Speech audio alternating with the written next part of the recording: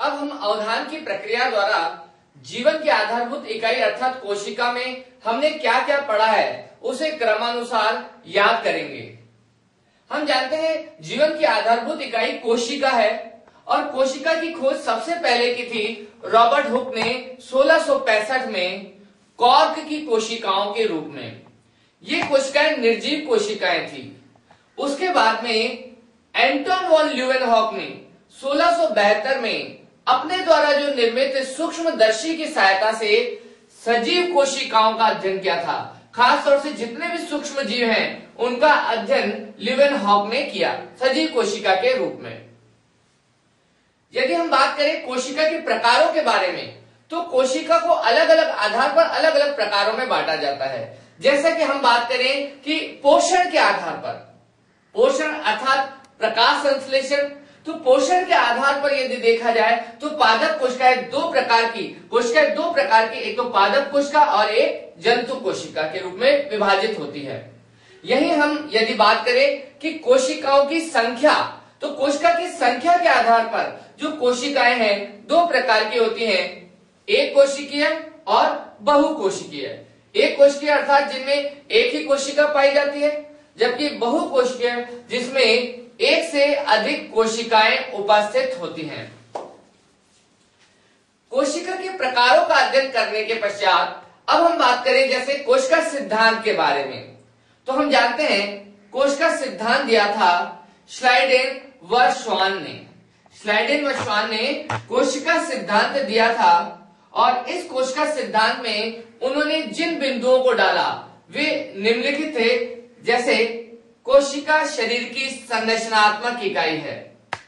दूसरा, कोशिका शरीर की क्रियात्मक इकाई है। संरचनात्मक से तात्पर्य शरीर की संरचना कोशिका से ही तैयार हुई है और क्रियात्मक से तात्पर्य अर्थात शरीर की सभी क्रियाएं कोशिका के द्वारा संपन्न होती हैं।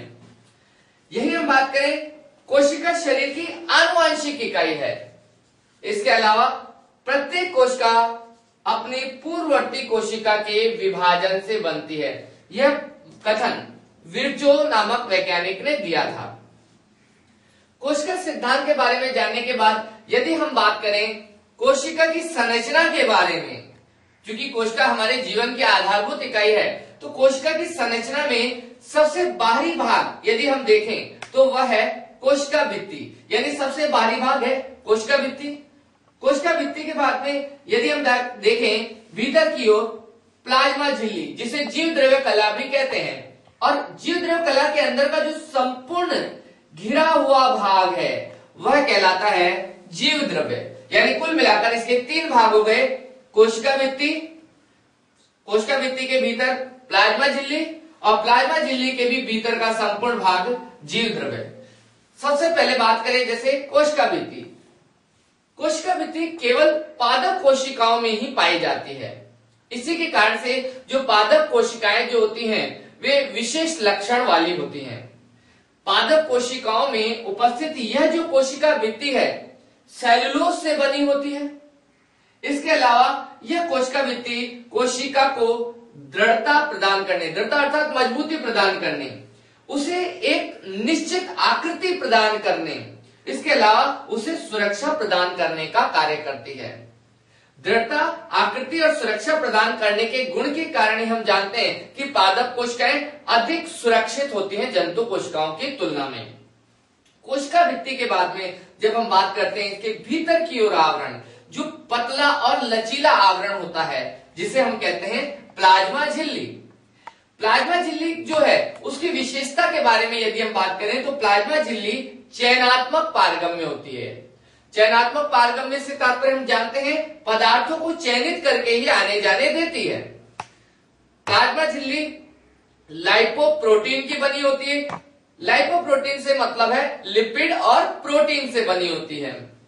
इसके अलावा चूंकि हम जानते हैं कि प्लाज्मा झिल्ली चयनात्मक पारगम्य है, इसी के कारण से यह परिवहन का गुण भी रखती है। परिवहन अर्थात पदार्थों का कोशिका के अंदर से बाहर और बाहर से अंदर, यानी कोई पदार्थ यदि कोशिका के भीतर से बाहर जा रहा है या फिर बाहर से भीतर की ओर जा रहा है तो आने जाने का जो प्रक्रिया है वह प्लाज्मा झिल्ली के द्वारा ही होता है। तो प्लाज्मा झिल्ली के द्वारा जो परिवहन होता है किस किस प्रकार का होता है वह देखें। सबसे पहला है विसरण। विसरण अर्थात अधिक सांद्रता से कम सांद्रता की ओर पदार्थों का आना जाना। विसरण के बाद यदि हम बात करें दूसरा परिवहन का प्रकार, वह सक्रिय अभिगमन। सक्रिय अभिगमन से तात्पर्य किसी पदार्थ का अगर बाहर से भीतर या भीतर से बाहर यदि आना जाना है तो उसमें ऊर्जा का उपयोग हो।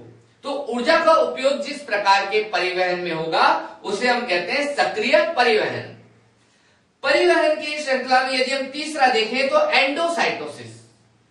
एंडोसाइटोसिस से तात्पर्य होता है कि कोशिका के बाहर से कोशिका के भीतर की ओर ठोस या द्रव्य पदार्थों का प्रवेश करना, जिसे कहते हैं एंडोसाइटोसिस।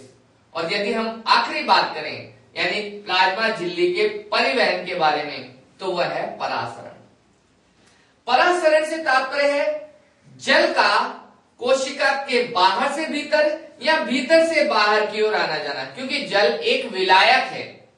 तो जल का अपनी अधिक सांद्रता से अपनी कम सांद्रता की ओर प्लाज्मा झिल्ली से होकर गुजरना परासरण कहलाता है। तो चूंकि परासरण एक प्लाज्मा झिल्ली का एक गुण है, अतः परासरण के आधार पर 3 प्रकार के विलयन होते हैं। समपरासरी, अति परासरी और अल्प परासरी। समपरासरी से तात्पर्य है अगर ऐसा विलयन जिसकी सांद्रता कोशिका के भीतर और बाहर बराबर हो, यानी कोशिका के भीतर वातावरण की तुलना में बाहर की ओर जो विलयन होगा उसकी सांद्रता बराबर होगी, जिसे हम कहते हैं समपरासरी। अति परासरी अर्थात बाहर यदि हम कोशिका के बाहर चीनी का घोल डालें तो ऐसी स्थिति में चीनी के घोल की सांद्रता या गाढ़ापन कोशिका के भीतर से ज्यादा होगा, जिसे हम कहते हैं अति परासरी। और यदि हम बात करें अल्प परासरी तो अल्प परासरी से तात्पर्य है ऐसा विलयन जिसकी सांद्रता कोशिका के भीतरी वातावरण से कम हो, जैसे हम शुद्ध जल की बात करते हैं।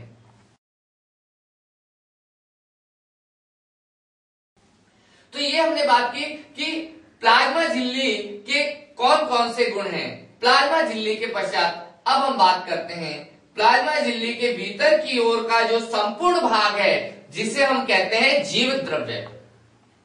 जिन कोशिकाओं में जीव द्रव्य नहीं होता है वे निर्जीव होती हैं, यह हमेशा ध्यान रखें। तो जो जीव द्रव्य है सजीव कोशिकाओं का ही गुण है।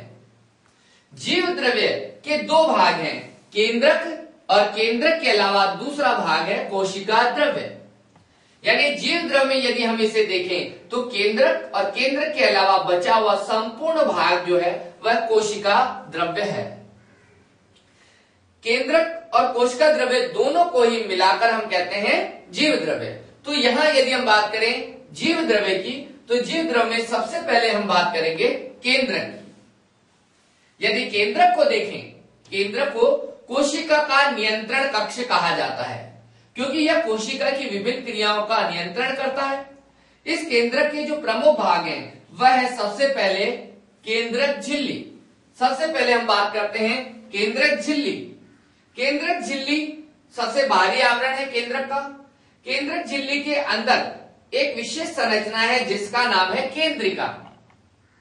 केंद्रिका राइबोसोम के निर्माण का कार्य करती है। केंद्रिका के अलावा जो संपूर्ण जो द्रव यहां अगर हम बात करें केंद्रक के अंदर एक तरल भाग होता है जो प्रोटीन का बना होता है, जिसे हम कहते हैं केंद्रक द्रव्य। और केंद्रक द्रव्य के अलावा यदि हम देखें केंद्रक में एक जाल सा पाया जाता है और वह जाल कहलाता है क्रोमेटिन। ध्यान दिया जाए क्रोमेटिन का दूसरा रूप ही गुणसूत्र है, क्योंकि क्रोमेटिन ही गुणसूत्र का निर्माण करते हैं। और यदि हम इस क्रोमेटिन के घटक की बात करें तो इस क्रोमेटिन के 2 घटक हैं, डीएनए और आरएनए। डीएनए और आरएनए को हम न्यूक्लिक अम्ल के नाम से या आनुवंशिक पदार्थ के नाम से भी जानते हैं। तो केंद्रक जो है कोशिका का नियंत्रण कक्ष है। केंद्रक के अंदर यदि हम देखें प्रमुख रूप से डीएनए एक आनुवंशिक पदार्थ है जो कोशिका के विभिन्न प्रक्रियाओं में नियंत्रण की भूमिका को अदा करता है। केंद्रक के अलावा यदि हम देखें जीव द्रव्य का दूसरा भाग तो दूसरा भाग है कोशिका द्रव्य। यदि हम देखें कोशिका द्रव्य यह केंद्र के अलावा दूसरा भाग है। इस कोशिका द्रव्य में विभिन्न संरचनाएं होती हैं, झिल्ली वाली संरचनाएं, जैसे माइटोकॉन्ड्रिया। माइटोकॉन्ड्रिया को कोशिका का शक्ति गृह कहा जाता है क्योंकि इसमें ऊर्जा का निर्माण होता है एटीपी के रूप में। दूसरा यदि हम भाग देखें या कोशिका द्रव का घटक देखें तो वह है गोल्जी काय। गोल्जी काय का कार्य होता है श्रावण, पदार्थों का स्राव करना। कोशिका द्रव्य के ही भागों में यदि हम बात करें लाइसोसोम की, तो लाइसोसोम का कार्य होता है पाचन करना और इसे कोशिका की आत्मघाती थैली कहते हैं।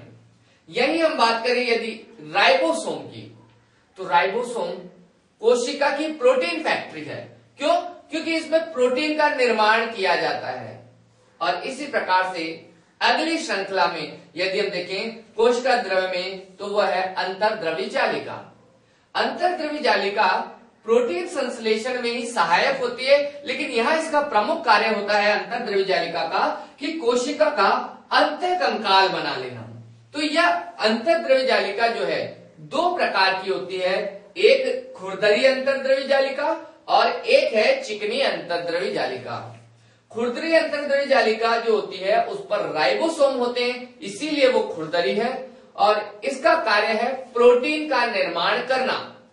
जबकि चिकनी अंतर्द्रवी जालिका जो है वह प्रोटीन निर्माण का कार्य नहीं करती है, वह वसीय पदार्थों, चिकने पदार्थों, स्टीरॉयड, हार्मोन्स आदि के निर्माण का कार्य करती है। लेकिन फिर भी यह ध्यान देने वाली बात है कि अंतर्द्रवी जालिका का प्रमुख कार्य है कोशिका का अंतःकंकाल बनाना। और यही हम बात करें एक प्रमुख भाग है कोशिका द्रव्य का, जिसे हम कहते हैं रिक्तिका। रिक्तिका पादप कोशिकाओं में बीचों बीच और बड़े आकार की संरचना के रूप में एक या दो पाई जाती है। लेकिन यदि हम जंतु कोशिकाओं के बारे में जब देखें तो उनमें ये रिक्तिका या तो बिल्कुल नहीं होती है और होती भी है तो बहुत छोटी छोटी होती हैं। तो ये रिक्तिका, इसे रसधानी के नाम से जाना जाता है। इसके अलावा इसके अन्य नाम यदि देखें तो इसे खाद्य धानी भी कहा जाता है जब इसमें भोजन पाया जाता है। जब इसमें जल होता है तब इसे संकुचनशील रसधानी कहा जाता है। तो इस प्रकार से हमने इस पूरे आरेखीय विवरण से हमने जो भी जीवन की आधारभूत इकाई अर्थात कोशिका में पढ़ा, उसे समझा और उसे अध्ययन किया।